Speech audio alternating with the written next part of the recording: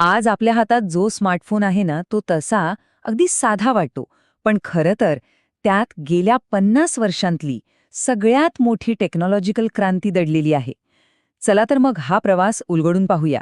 अगदी विटेसारख्या फोनपासून ते आजच्या फोल्डेबल, वाकणाऱ्या फोनपर्यंत. हे सगळं झालं तरी कसं? आता बघा, मोबाईल फोनची सुरुवात झाली. पण ते खरंच मोबाईल होते का? नाहीच.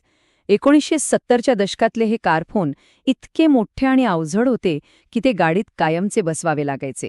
आणि गंमत म्हणजे त्यांना चालवण्यासाठी गाडीचं इंजिन पण सुरू ठेवावं लागायचं. आणि आज हा बघा, हा सुद्धा एक फोन आहे. आता तो जुना कार फोन आणि आजचा हा फोल्डेबल स्मार्टफोन यांच्यातला फरक फक्त आकाराचा नाहीये, तर ही आहे टेक्नॉलॉजीमधली एक महाक्रांती.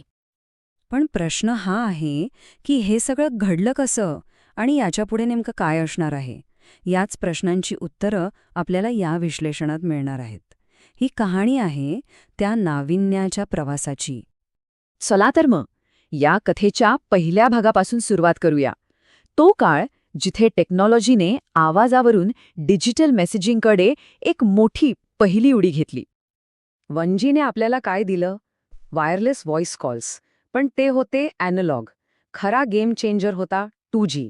कारण 2Gमुळे कम्युनिकेशन डिजिटल झालं आणि यामुळे फक्त आवाजच स्पष्ट झाला नाही, तर एका नव्या युगाची सुरुवात झाली. ते युग होतं टेक्स्ट मेसेजिंगचं. हो, 2G नेटवर्कनेच आपल्याला दिली शॉर्ट मेसेज सर्व्हिस, म्हणजेच आपला लाडका SMS, ज्याची ती 160 कॅरेक्टर्सची लिमिट तर खूपच फेमस झाली. हा फक्त एक टेक्निकल बदल नव्हता, तर एक मोठा सांस्कृतिक बदल होता. आणि याच काळात सिम कार्डची एंट्री झाली. हे एक छोटंसं कार्ड आपल्या फोनचं जणू काही पासपोर्ट बनलं. याच्याशिवाय फोन कोणत्याही नेटवर्कशी कनेक्टच होऊ शकत नव्हता. का? कारण वापरकर्त्याची सगळी ओळख याच कार्डमध्ये अगदी सुरक्षितपणे साठवलेली असायची. पण थांबा, आज जी छोटी सिम कार्ड्स आपण बघतो ती सुरुवातीला अजिबात अशी नव्हती. 1991 मध्ये बनवलेली पहिली सिम कार्ड्स चक्क क्रेडिट कार्डच्या आकाराची होती. ही गोष्ट लक्षात ठेवा, कारण यानंतर सिम कार्ड्स लहान होत गेले आणि त्यामुळेच फोनच्या डिझाईनमध्ये क्रांती घडली. ठीक आहे, आता पुढच्या टप्प्याकडे जाऊया. आता फोकस फक्त व्हॉइस आणि टेक्स्टवर राहिला नाही. आता ध्येय होतं इंटरनेट खिशात आणण्याचं. 3Gने आपल्याला मोबाईलवर इंटरनेट आणि व्हिडिओ कॉल्सची ओळख करून दिली. ही फक्त सुरुवात होती. खरी क्रांती तर 4Gने घडवली. 4Gच्या हायस्पीड LTEमुळेच तर आजची ॲप इकॉनॉमी तयार झाली, ज्यामुळे आपण स्ट्रीमिंग आणि आधुनिक ॲप्स आरामात वापरू शकतो.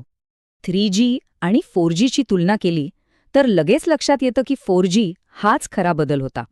विचार करा, 4Gवर एक पूर्ण HD मूव्ही डाउनलोड करायला फक्त 10 मिनिटं लागतात. यावरूनच त्याच्या स्पीडचा अंदाज येतो. आणि ह्याच काळात सिम कार्डचा आकारही सतत लहान होत गेला. आधी मिनी सिम, मग मायक्रो सिम आणि मग आला नॅनो सिम. आता मुद्दा हा आहे की सिम कार्ड लहान झाल्यामुळे फोन बनवणाऱ्या कंपन्यांना जागा मिळाली. मोठी बॅटरी टाकायला, चांगला कॅमेरा बसवायला आणि फोनला अजून आकर्षक डिझाईन द्यायला.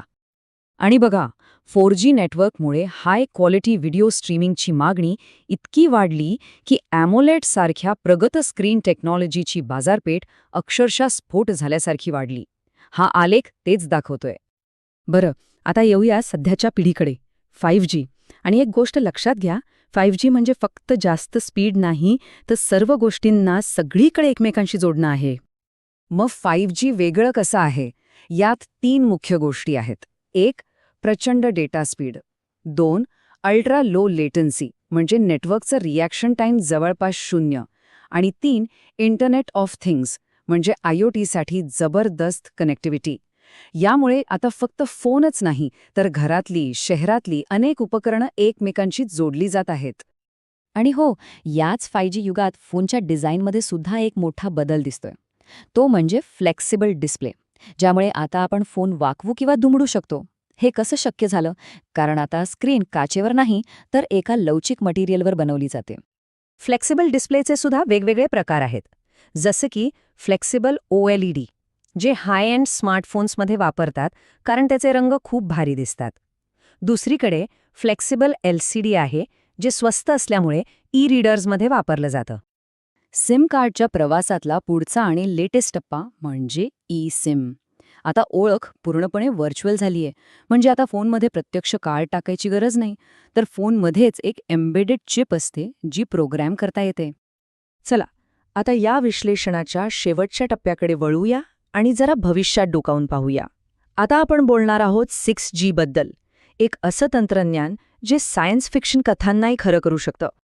6G हे फक्त एक वेगवान नेटवर्क नाही, तर अनेक जबरदस्त टेक्नॉलॉजीजचं मिश्रण असणार आहे. यात असेल आर्टिफिशियल इंटेलिजन्स, सध्याच्या 5G पेक्षाही कित्येक पटीने वेगवान टेराहर्ट्ज कम्युनिकेशन आणि सुपर सिक्युअर क्वांटम कम्युनिकेशन. या सगळ्यांमधून इंटेलिजंट स्मार्ट सिटीज बनवण्याची कल्पना आहे. 5G आणि 6G मधला फरक तर खूपच मोठा आहे.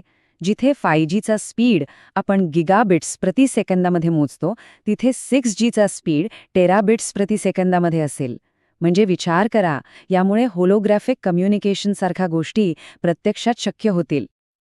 आता हेच सोप्या भाषेत सांगायचं झालं तर 6Gच्या काळात एक HD मूव्ही डाउनलोड करायला 1 सेकंडसुद्धा लागणार नाही.